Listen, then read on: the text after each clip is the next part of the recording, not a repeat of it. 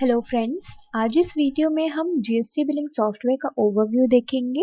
GST billing software में हम business related work को मैनेज कर सकते हैं, जैसे सिंपल जीएसटी बिलिंग कर सकते हैं एंड बिल वाइज जो पेमेंट का रिकॉर्ड है उसको मेंटेन कर सकते हैं एंड जो प्रोडक्ट नेम वाइज जो स्टॉक की डिटेल्स होती है वो हम इसमें देख सकते हैं।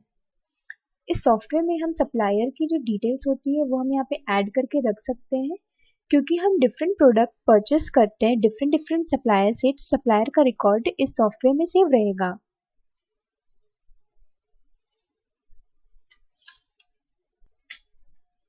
कस्टमर की डिटेल्स हम इसमें ऐड करके रख सकते हैं।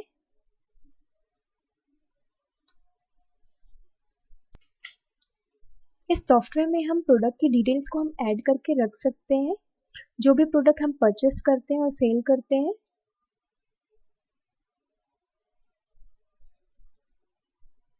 और जो प्रोडक्ट हमने लिया है उसकी कैटेगरी, यूनिट एंड उसका जो प्रोडक्ट का बारकोड है वो भी हम इसमें ऐड करके रख सकते हैं। परचेस से रिलेटेड हम परचेस ऑर्डर की एंट्री यहाँ पे हम करके रख सकते हैं।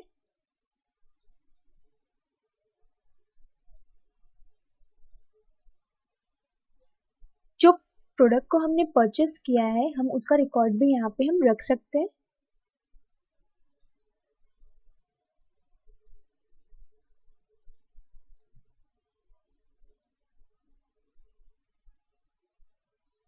एंड जो प्रोडक्ट को हमने परचेस किया है अगर उसे हमें रिटर्न करना है तो उसका रिकॉर्ड भी हम यहाँ पे रख सकते हैं।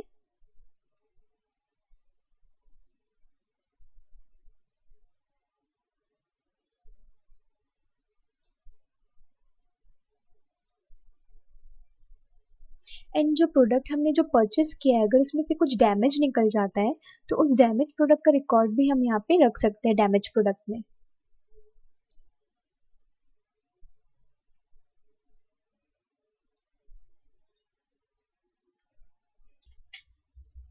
सेल से रिलेटेड जो कस्टमर हमें ऑर्डर देता है या हम कस्टमर से ऑर्डर लेते हैं उसका हम मतलब ऑर्डर यहाँ पे हम रिकॉर्ड रख सकते हैं सेल ऑर्डर में।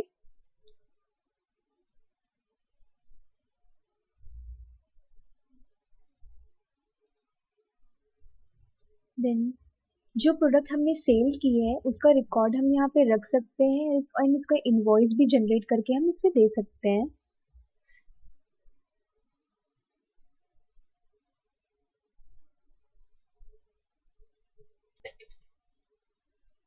रिटर्न सेल में अगर कस्टमर ने हमसे कोई भी प्रोडक्ट को रिटर्न कर दिया है जो हमने सेल किया था तो उसका रिकॉर्ड हम यहाँ पे रख सकते हैं।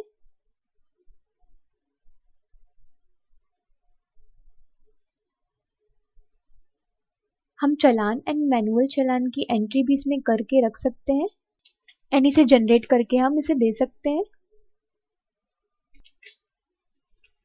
एस्टिमेट बिल में हम किसी भी कस्टमर को कोटेशन या एस्टिमेट बिल बना के दे सकते हैं।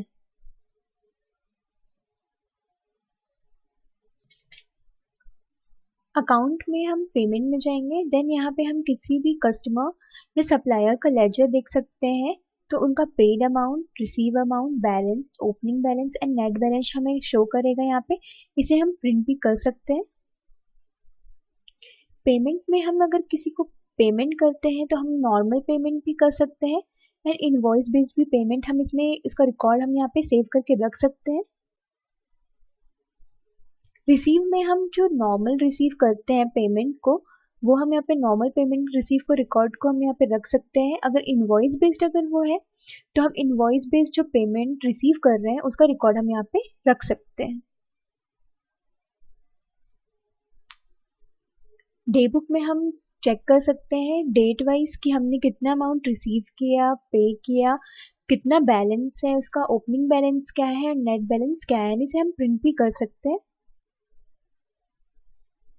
बैंक फैसिलिटी में हम जो है बैंक रिकॉर्ड किसी का भी हम यहाँ पे ऐड करके रख सकते हैं तो रिकॉर्ड ये हमारे पास यहाँ पे सेव्ड रहेगा।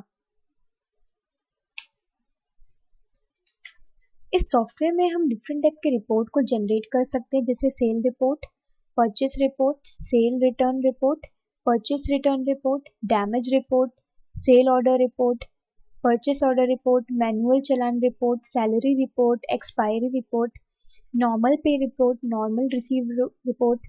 सेल जीएसटी रजिस्टर में हम GST register bill wise, date wise, detail, HSN code wise. And purchase GST register में हम bill wise, date wise, detail and HSN code wise इतने सारे रिपोर्ट्स हम इस पूरे सॉफ्टवेयर में हम जनरेट कर सकते हैं। एंड एम्प्लॉय की डिटेल्स हम यहाँ पे मैनेज कर सकते हैं, उनका अटेंडेंस देख सकते हैं, उनकी सैलरी और उनकी अटेंडेंस के अकॉर्डिंग जो सैलरी कैलकुलेशन होती है वो हम यहाँ पे देख सकते हैं। ओवरऑल ये हमारा बिल जनरेट करने के लिए बिलिंग सॉफ्टवेयर है जिसमें आप अपने बिजनेस रिलेटेड वर्क को मैनेज कर सकते हैं। Thank you.